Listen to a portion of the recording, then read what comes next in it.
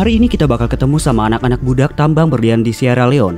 Gila sih, anak-anak umur 5, 7, bahkan bayi yang lagi aku gendong ini, mereka udah ada di tambang sejak lahir. Mereka dieksploitasi biar bisa bertahan hidup bareng keluarganya, bareng orang tua, bareng semua orang di sini, di bawah terik matahari tanpa bisa makan atau minum sama sekali. Hari ini kita masuk ke tambang ilegal buat cari tahu semua ini karena Sierra Leone nyembunyiin semua dan mereka nggak mau kita tahu. Jadi ayo kita cari tahu. Kita baru aja menginjakan kaki di Sierra Leone. Ini bandara terbaik di Afrika. Jujur aja ini yang paling bagus yang pernah aku datengin. Tapi sejak kamu nyampe, mereka terus-terusan minta uang. Kayaknya ini semacam jebakan sih. Nanti kita bakal lihat lebih lanjut tentang negara ini. Sepotong cheesecake mini $6, kue wortel $6, semuanya $6. Gila banget. Begitu kita masuk ke kota, langsung kelihatan kalau kotanya nggak semewah bandara tadi. Kita sempat punya ekspektasi yang salah. Di luar tuh kekacauan terus. Kita harus naik ferry buat jalan-jalan dan negosiasi sama pemandu lokal supaya bisa bantuin kita ngerekam di tambang ilegal. Akhirnya sih mereka minta bayaran mahal banget, tapi kita berhasil dapatin akses. Halo. Hi, how are you? Senang berkenalan denganmu. Sejak nyampe sini, kita terus-terusan lihat grafiti, gambar berlian di mana-mana. Jadi ya, kelihatan banget kalau ini adalah sumber penghasilan utama mereka. Semuanya tentang berlian.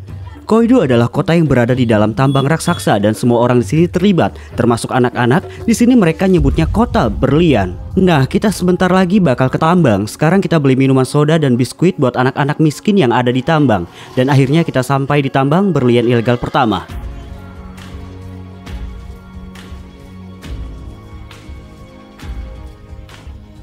Banyak banget anak-anak, kamu bisa lihat sendiri, aku beneran sedih. Anak-anak yang nggak bisa sekolah karena keluarganya maksa mereka kerja di sini. Jadi sekarang kita lagi coba pisahin mereka berdasarkan keluarganya. Perlu diingat ya, ini tuh tambang berlian. Semua ini lubang besar ini dulunya tambang berlian yang banyak banget berliannya. Perusahaan multinasional datang ke sini dan ngambil mungkin 95% sampai dengan 98% berliannya. Jelas aja karena mereka punya banyak sumber daya, mereka ngambil semuanya. Lihat deh yang dia lakuin sekarang itu, ngegali lubang buat ngambil semua tanah, terus mereka masukin tanah itu ke dalam karung.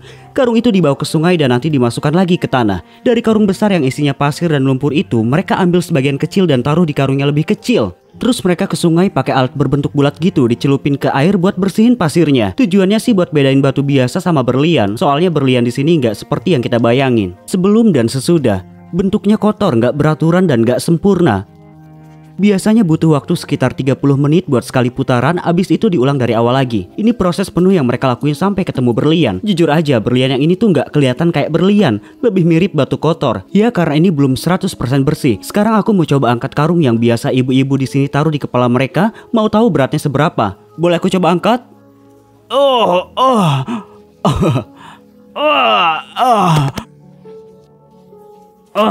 Aku sampai pusing sumpah. Biasanya ini harusnya buat 2 orang soalnya beratnya minimal 50 kilo. Apalagi pasirnya udah basah, itu bikin makin berat. Ini baru 1 orang loh, gila. Beratnya kayak mau ngejatuhin aku beneran. Beneran, ini ini bener-bener ngerusak punggung dan leher, gila banget sih. Yuk kita masuk lebih dalam.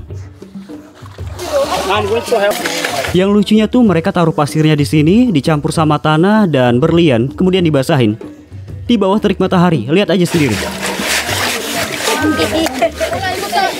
Nggak ada air minum dan nggak ada makanan apa-apa. Nah sekarang lihat dia tuh gimana gayanya. Aku sampai coba ikutin gayanya. Semua anak-anak ketawa karena aku ngelakuinnya salah. Semuanya penuh tanah demi nyaris karat berlian biar bisa makan hari itu, atau yang berharap aja bisa nemu berlian gede dan keluar dari tempat ini. Walaupun kemungkinannya hampir nggak ada. Aku pengen kenal mereka lebih jauh dan tahu lebih banyak soal hidup mereka, jadi aku tanya-tanya dikit.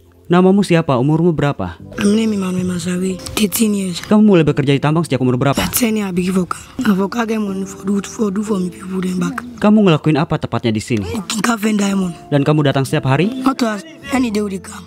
Karena dia kelihatan sedih banget, kita tanya soal ibunya. Namanya Kamaria, umurnya 47 tahun dan dia udah kerja di tambang ini lebih dari 35 tahun.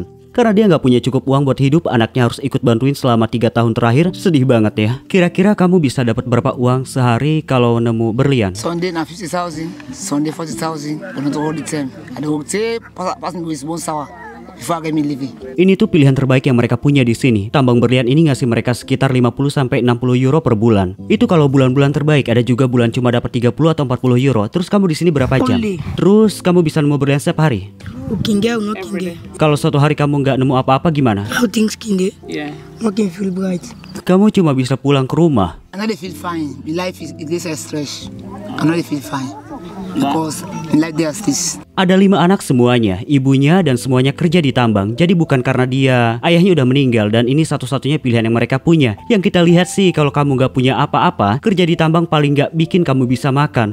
Mungkin hari itu aja. Yang bikin kaget dia tuh gak kelihatan kayak umur 13, lebih mirip kayak anak umur 7 atau 8 tahun. Mimpimu apa? I want for land me education. Terus walaupun semua ini, kamu bahagia gak kerja di tambang? I'm not glad.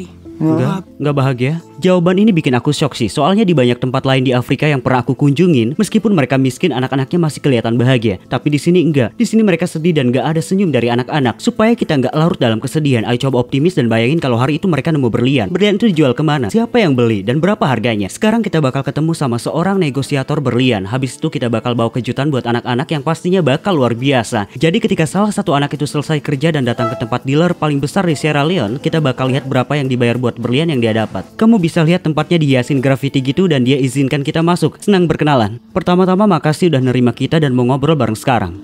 Diamond is diamond, stone is it's stone. We have our testers to test if this is diamond or not. Punya tambang berlian sebanyak ini pernah bikin masalah politik atau hukum? Some people thought it like the diamond caused more problem for us as a nation. Most of the war that we experienced before, we think is for the diamond. Perang yang dimaksud ini dimulai sama kelompok bernama ROV, Front Revolutionaire Bersatu. Mereka ambil alih tambang-tambang ini dan jadikan sebagai brankas mereka.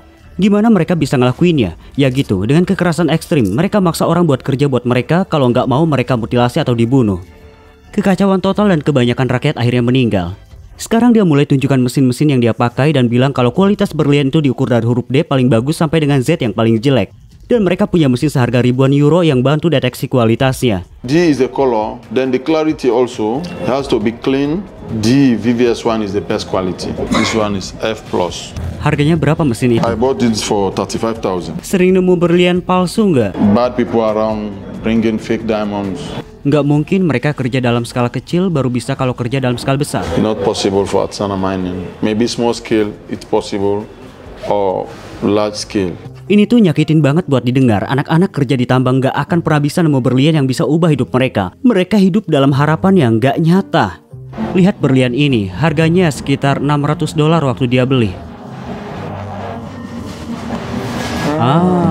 Cantik banget ya. Tapi di balik permata cantik ini ada banyak hal kelam yang tersembunyi. Sekarang dia bilang mau nimbang berlian itu. 8,600 total. $8.600 buat 4 batu ini.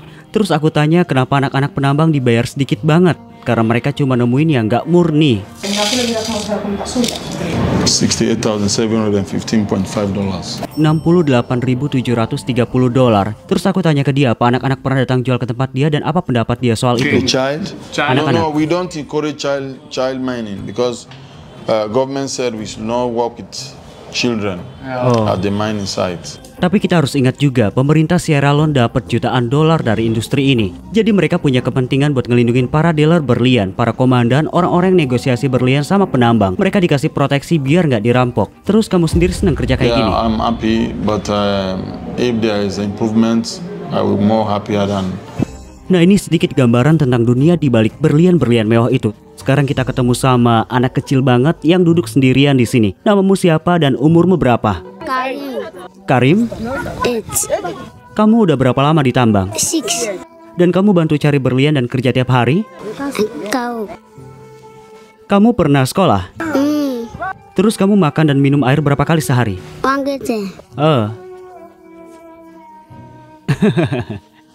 Ada anak-anak dari semua umur, yang ini umurnya 6 tahun, bahkan ada bayi-bayi di gendongan ibu-ibu. Mereka tuh benar-benar miskin dan eksploitasi anak masih nyata. Dan kita lihat di sini, ibu yang kita wawancarai tadi berhasil nemu berlian. Tapi jujur aja itu bahkan gak kelihatan kayak berlian. Cuma serpihan kecil yang dia dapat buat bertahan hidup di hari itu.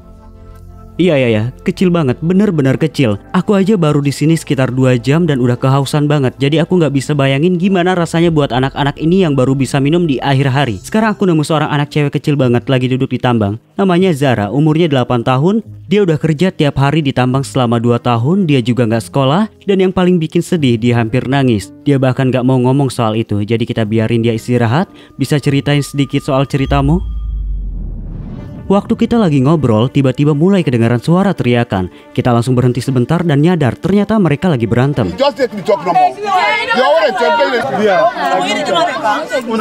Mereka lagi ribut banget satu keluarga di belakang sana, soalnya ada yang kerja lebih banyak dari yang lainnya. Ibunya marah ke anaknya, dan ya kalau udah kondisi bertahan hidup kayak gini, kemungkinan terjadi ribut-ribut antar keluarga tuh tinggi banget. Mereka ributnya parah sampai pemandu kita harus turun tangan.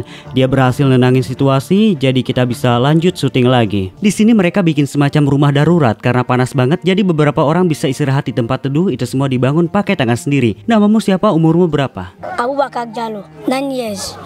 Udah berapa lama kamu kerja di tambang? 6 years. Gimana perasaan kamu kalau nemu berlian? Ani gelari. Yang menarik tuh waktu kita tanya dia bisa dapat berapa uang dari satu berlian, kita nyadar anak-anak ini nggak tahu sama sekali. Mereka cuma tahu kalau mereka nemu berlian, mereka bisa makan. Aku dehidrasi banget, pengen pulang dan aku baru di sini 3 jam. Tapi mereka harus di sini setiap hari, ini realita mereka. Dan kondisi sini benar-benar nggak bisa dijelasin, berat banget. Kondisi di sini parah, keras banget, lihat aja, panas banget kan? Mereka kerja terlalu banyak jam dan beberapa anak bilang ke kita kalau mereka pernah lihat teman mereka sakit, bahkan ada yang meninggal karena dehidrasi dan kekurangan gizi. Tiba-tiba ada seorang pria datengin kita, dia kelihatan marah banget dan kita kasih dia kesempatan buat ngomong. Dia bilang semua ini nggak adil, apalagi buat anak-anak. Dan akhirnya anak yang bernama Mustafa datang dan cerita hal yang bikin hati kita nyesek. Mina Mustafa Sisi. Me people enable support we so that I make a kind of diamond for can support my sister there. So that tomorrow then go help we. Setelah semua yang kita lihat, kita nggak bisa tinggal diam, kita kasih semua air dan makanan yang tadi kita beli ke mereka. Semoga ini setidaknya bikin hari mereka sedikit lebih baik.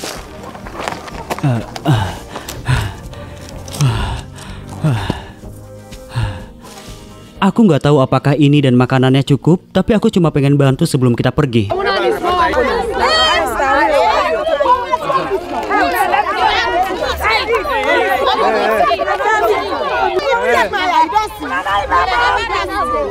Sumpah aku nggak tahu harus ngomong apa. Mereka rebutan cuma buat sebotol air yang bisa kita beli seharga 1 euro di mana aja. Lihat ini bikin hati sakit banget. Ini benar-benar jadi kekacauan total.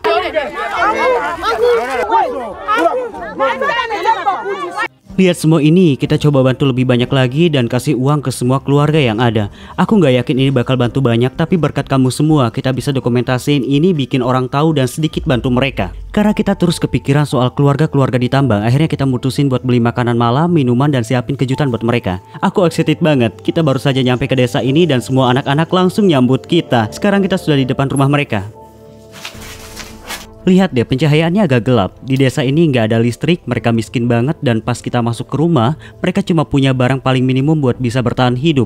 Bayangin 8 orang tinggal di sini. Yang paling aneh tuh atapnya nggak ada, cuma kain, karena laba-laba keluar masuk dari mana-mana kayak yang kita lihat sendiri. Dan ya ampun, kondisi di dalam rumah juga berat banget. Bayangin tidur bareng 5 anak di satu ranjang, itu gila sih. Ya hidup semampunya aja. Di sini 3 orang dewasa tidur. Dan yang paling lucu, mereka pakai spray Barca, ya tentu aja. Sekarang kita semua mau berdoa dulu sebelum makan. Satu rumah kumpul semua. Di sini ada 6 orang dan 2 lagi nggak terlalu kelihatan, tapi mereka ada di belakang kita. Ayo kita mulai berdoa dulu.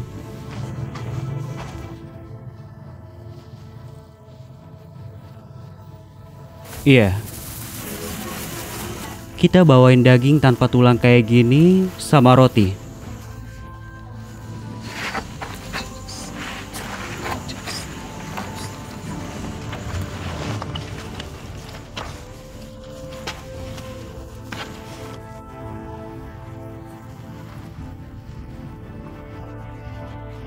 Tadinya aku mau makan bareng mereka, tapi aku lihat mereka lapar banget, jadi aku biarin mereka makan semuanya aja. Dan ya, menurutku ini jadi bukti kalau walaupun hidup mereka keras banget, mereka masih bisa nikmatin momen kecil kayak gini.